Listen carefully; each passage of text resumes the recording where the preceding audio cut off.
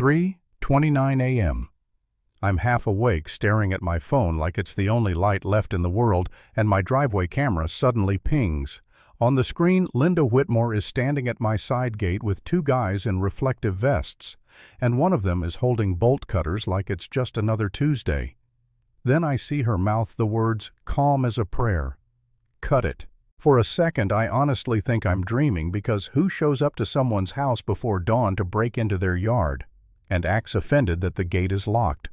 But the footage doesn't blur, my stomach doesn't stop dropping, and the little timestamp in the corner doesn't lie. My name's Ethan Brooks, and I'm the kind of guy who pays his bills, early waves at neighbors, and keeps his yard neat because I like peace.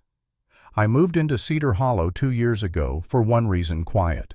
The lawns were perfect, the sidewalks were clean, and the biggest problem I expected was somebody's dog barking too much. Then I met the Homeowners Association, or as Linda liked to say, the HOA. Linda Whitmore ran the HOA like she was elected by the universe itself. Blonde hair pulled tight, clipboard tucked under her arm, eyes that didn't blink enough. The first time she came to my door, she didn't introduce herself like a neighbor. She announced herself like a warning. "We have a situation," she said, like the air around my porch belonged to her. "Temporary construction, community safety. Your side yard is going to be used as an emergency access corridor." I blinked at her. "My side yard?" She smiled like I'd said something adorable. "It's for the neighborhood. You'll be cooperative." Now, I'm not a lawyer, but I can read my own deed. There was no easement, no shared access, no magical clause that turned my fence into public property because Linda felt like it. I told her calmly, "No, there's no easement. That's private property." And that's when her face changed, just a flicker like a teacher realizing a student wasn't afraid of detention. "You're misunderstanding," she said. Section 14.6, Crisis Management Protocol. "Does that apply to community property?" I asked. She didn't answer that. She just tightened her grip on the clipboard and said, "You'll receive written notice." The next morning, I woke up and saw a bright orange sign staked near my fence like a flag planted in conquered land. "Emergency access route, do not block." Like my grass had been rezoned overnight. Then the emails started. Polite words, sharp edges. Failure to comply may result in escalating fines. Non-cooperation will be documented. Your behavior is creating a safety hazard. It was surreal, like I'd been placed on trial for locking my own gate. I tried to be reasonable at first. I replied once, short and clear. "There is no easement. Please provide legal documentation." Then I stopped replying altogether, because I could feel it. That trick where people like Linda don't want a conversation, they want you emotional, reactive, messy. So I got quiet. I printed every email. I saved every voicemail. I adjusted my cameras so the side gate filled the frame. I upgraded the motion alerts. I started keeping a notebook on my kitchen counter, the kind detectives use in movies, except this wasn't a movie and my hands were shaking every time I wrote a date. A few days into it, Frank Dalton from down the street caught me checking my mailbox and gave me a look like he was watching a storm roll in. Frank was retired, the kind of guy who knew everybody's business without gossiping, and he leaned in close. "Don't argue with her," he said. "She's been trying to push a rear access route for years. The city shut it down. Twice. This is her workaround." I stared at him. "So she's using my yard as a loophole?" Frank nodded. "She doesn't need to be right. She just needs to set precedent." That word hit harder than it should have. Precedent. Like if they could walk through my gate once, they'd act like it was always theirs. Like if I gave up 1 inch, they'd measure out a mile. And then it got uglier. One afternoon, I found a final notice taped to my door like a threat. No signature, my last name spelled wrong, but the message was clear. The HOA would enter the premises if I failed to comply. I felt my chest tighten so fast I had to sit down on my own porch. Suddenly, neighbors I used to wave at started looking through me. People stopped saying hi. At the little community park, I heard a woman whisper, "That's him," like I was the guy who'd stolen Christmas. Someone slid a flyer under my wiper about community obstruction. My trash can got knocked over twice in 1 week. That was the part nobody tells you about the social pressure. The slow squeeze, the way you start wondering if it's worth being right when everyone around you is acting like you're wrong. And yeah, I cracked. One night I stood in my kitchen staring at the gate key in my hand, and I actually thought maybe I'm the problem. Maybe I'm being stubborn. Maybe it really is about safety and I'm just making life harder for everyone. I imagined some kid getting hurt because an emergency route was blocked and my stomach twisted. I imagined a fire truck delayed. I imagined being the guy everyone blamed. Then I remembered something else. Linda had never once said thank you. She'd never asked. She'd never offered a written agreement or insurance or any plan for damages.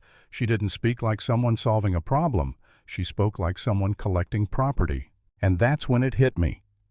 If this was truly about safety, she wouldn't be trying to do it in the dark. The next email proved it. Entry scheduled between 3:00 a.m. and 4:00 a.m. to minimize disruption, it said. I read it 3 times waiting for the punchline. There wasn't one.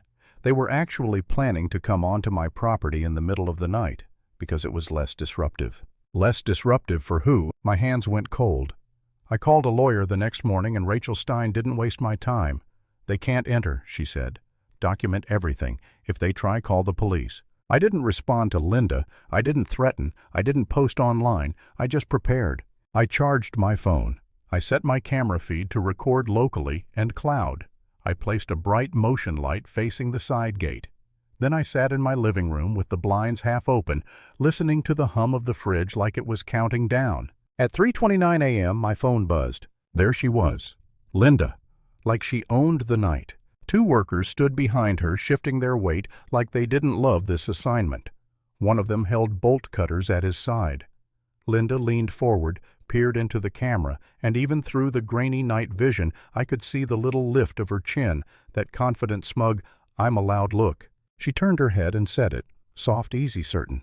Cut it. The worker hesitated. Linda snapped something I couldn't hear, but I could read it in her posture. Impatience, irritation, entitlement. The bolt cutters lifted, and I called 911. My voice came out steady, which shocked me. Someone's attempting to break into my property, I said. They're claiming they're with the HOA. I watched Linda gesture like she was directing traffic. My heart pounded so hard it made my ears ring. The worker positioned the cutters around the lock. Then blue and red light washed across my fence like a wave. A squad car rolled up, fast tires whispering on the pavement. The motion light flooded the side yard, and suddenly Linda wasn't a shadowy authority figure anymore. She was just a woman in a cardigan standing at my gate at 3:29 a.m. with bolt cutters behind her. Officer Miguel Torres stepped out, calm hand resting near his belt. Ma'am, he said, what's going on? Linda launched into her speech instantly like she'd rehearsed it in the mirror. Officer, I'm the president of the Homeowners Association. We have an emergency access protocol, and this homeowner is obstructing. Do you have a court order? Torres asked. Linda blinked. We have authority. Do you have a court order, he repeated slower this time, or written permission from the property owner? She opened her mouth, then closed it. You could practically hear the gears grinding behind her eyes. Torres turned slightly, looking toward my front door. Sir, do you know these people? I stepped onto my porch, the night air biting my face. I do, I said, and I never gave permission. There's no easement. She's been threatening fines for weeks. Linda snapped her head toward me like I'd betrayed her personally. Ethan, don't be dramatic, she hissed. This is for the community. Torres held up a hand. Ma'am, the HOA does not override private property rights. You can't cut locks and enter someone's yard.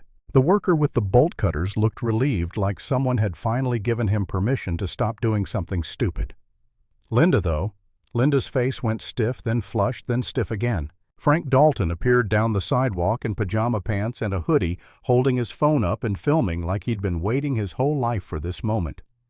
I told you, he muttered. Not to me, to Linda. Torres asked for IDs. Linda tried to argue. Torres didn't care. He told them to leave the property immediately. He warned them about trespassing, and when Linda realized the badge wasn't buying her story, her voice changed. It got smaller, sharper, meaner. This isn't over, she said to me, eyes glittering with spite. You're going to regret embarrassing me. But the funny thing about threats is, they only work when you're alone. And she wasn't alone anymore. Not with a cop standing there, not with Frank filming, not with the camera catching every second. The next afternoon, the HOA announced a special emergency meeting. Translation: damage control. That room was packed. People who had ignored me for weeks suddenly avoided my gaze. Linda sat at the front like a queen on a shaky throne, lips pressed tight, hands folded like she was praying for obedience. She started talking about safety and community cooperation and misunderstandings. She tried to paint last night as a routine procedure interrupted by an overreaction. I stood up my legs feeling like they belonged to someone else. My voice didn't shake, but my chest hurt. "Play the footage," I said. Linda's eyes widened for half a second, a real crack in the mask.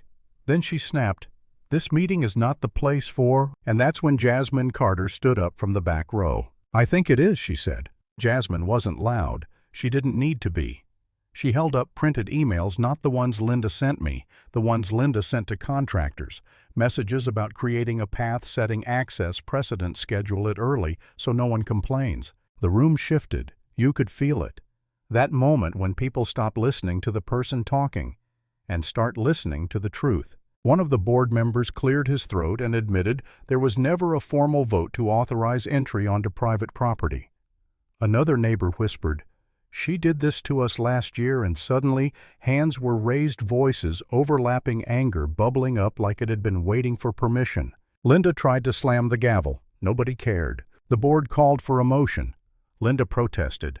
Someone demanded an audit. Someone else asked if she'd used HOA funds for legal threats. Linda's voice rose and cracked. And for the first time, the room looked at her the way I'd been looking at her all along. Not as a leader, as a bully. The vote happened fast after that. Linda Whitmore was removed as president on the spot. Access to association records was revoked pending review.